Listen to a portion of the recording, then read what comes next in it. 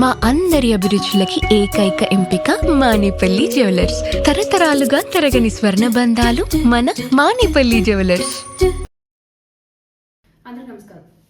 కాకినాడ జిల్లా తునిలో గురుకుల పాఠశాలలో 8వ తరగతి చదువుతున్న బాలికని నారాయణరావు అనే వ్యక్తి బయటికి తీసుకువెళ్ళి హంసవరపు తోటలో అత్యాచారం చేసే ప్రయత్నం చేశాడు. అక్కడ స్థానికులు అది గమనించి ఎందుకు ఇలా ఈ పాపం తీసుకుని వచ్చారని అడిగితే కళ్ళబొల్లి మాటలు చెప్పి తప్పించుకునే ప్రయత్నం కూడా చేశాడు. ఇంకొంచెం గట్టిగా మాట్లాడితే అక్కడ ఉన్న వాళ్ళందరూ నేను టీడీపీ కౌన్సిలర్ని, మీరు నన్ను ఏం చేయగలరు అంటూ దబాయింపుకు దిగాడు. అంటే కూటమి నేతలైతే తప్పు ఒప్పైపోతుందా? కూటమి నేతలైతే ఆడపిల్లలపై అత్యాచారాలు చేయొచ్చా యథేచ్ఛగా? కూటమి నేతలైతే మీ ఇష్టం వచ్చినట్టు ప్రవర్తిస్తారా మహిళలతో రాష్ట్రంలో? కళ్ళబొల్లి హామీలు ఇచ్చి మహిళలకి మేము రక్షణ కల్పిస్తాము అంటూ నోటికొచ్చిన అబద్ధపు మాటలన్నీ మాట్లాడి అధికారంలోకి వచ్చిన ఈ రోజు కూటమి నేతలు ఎందుకు రాష్ట్రంలో ఇంత జరుగుతున్నా నోరు మెదపరసలు? ప్రతిరోజు ఏదో ఒక మూల ఏదో ఒక మహిళపై ఏదో ఒక అత్యాచారం జరుగుతూనే ఉంది. ఈ రోజు తుని సంఘటన కూటమి ప్రభుత్వానికి ఒక మాయని మచ్చ అన్న విషయం గుర్తుపెట్టుకోవాలి మీరందరూ కూడా. అరే, ఒక మైనర్ బాలిక 8వ తరగతి చదువుతున్న అమ్మాయి, ఆ అమ్మాయికి మీరు కలబోలు మాటలు చెప్పి మీరు ఏం చేద్దామని అసలు ఏమనుకుంటున్నారు మీరు? ఇలాంటి నేరస్తులందరికీ చేతులు ఇచ్చి గొడుగు పట్టి రహదారులు వేస్తున్నారు ఈ రోజున కూటమి అధికారులందరూ కూడా. ఇదే మా వైసీపీ ప్రభుత్వంలో అయితే నేరస్తులందరూ జైల్లో ఉండేవారు. కానీ ఈ రోజున కూటమి ప్రభుత్వంలో మంచి వాళ్ళు జైలుకి వెళ్తున్నారు, ఇలాంటి నేరస్తులందరూ బయట యథేచ్ఛగా తిరుగుతున్నారు. అందుకే ఈ రోజున స్వర్ణాంధ్రప్రదేశ్ కాస్త అత్యాచారాంధ్రప్రదేశ్ అయింది. మీరేగా చెప్తారు స్వర్ణాంధ్రప్రదేశ్ అని. ఇదేనా స్వర్ణాంధ్రప్రదేశ్ అంటే? ఆ బాలిక ఏడుపు కూటమి అధికారులకు కనబడదా?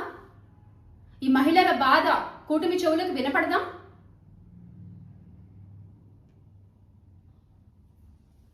అసలు మీరు ఏమనుకుంటున్నారు అంటే ప్రతిసారి మీరు అధికారంలో ఉన్నప్పుడు చంద్రబాబు నాయుడు గారు మీరు మహిళలకి చేసింది గుండు సున్నా.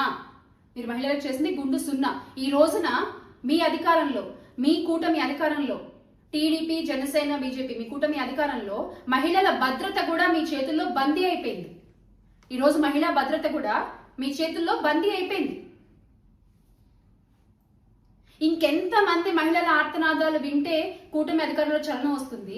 ఇంకెంతమంది బాలికల ప్రాణాలు కోల్పోతే మీ అధికారులు ముందుకొచ్చి మాట్లాడతారు? ఇంకెంతమంది బాలికలపై అత్యాచారాలు జరిగితే మీ కూటమి నేతలు ముందుకొచ్చి ప్రశ్నిస్తారు? ప్రశ్నిస్తాం అన్న పెద్ద మనిషి ఏమో సినిమా షూటింగ్లు చేసుకుంటూ ప్రమోషన్లు చేసుకుంటూ బిజీగా ఉన్నారు.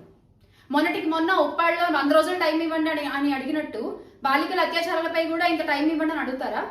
ఇంకెంత టైం కావాలి మీకు? సంవత్సరంన్నర, దగ్గర 18 నెలలు అయిపోయింది. ఇంకెంత టైం కావాలి మీకు? మీరు అధికారంలోకి వచ్చిన దగ్గర నుంచి జరుగుతున్నదే ఇది. మహిళల రక్షణ కోసం మీరు ఏం చేశారు? నేరస్తుల్ని మీరు ఎలా శిక్షించారు? ఈ రోజున పోలీసులకి కనీసం నేరస్తుల్ని అరెస్ట్ చేసే స్వతంత్రం కూడా లేదు. ఎందుకంటే వాళ్ళంతా అలయన్స్ లో ఉన్నారు కాబట్టి వాళ్ళు అరెస్ట్ చేయలేరు. పాపం వాళ్ళు కూడా వీళ్ళ కొమ్ము కాయాల్సిన పరిస్థితి ఏర్పడింది ఈ రోజున రాష్ట్రంలో. ఇంక ఇలాగే ఉంటుందా ఇది? ఎవరు దీని గురించి నోరెత్తి మాట్లాడరా? చూస్తేనేమో రాష్ట్రానికి ఒక మహిళ హోంమంత్రి పదవిలో ఉన్నారు. ఒక మహిళ హోంమంత్రి పదవిలో ఉన్నా కూడా మహిళలపై ఇన్ని అత్యాచారాలు జరుగుతున్నాయి.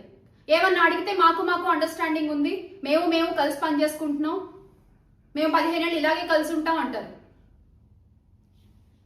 ఇలాగా మీరు ఒక రాష్ట్రాన్ని ఉంచేది ఇంతమంది కలిసి ఉండి.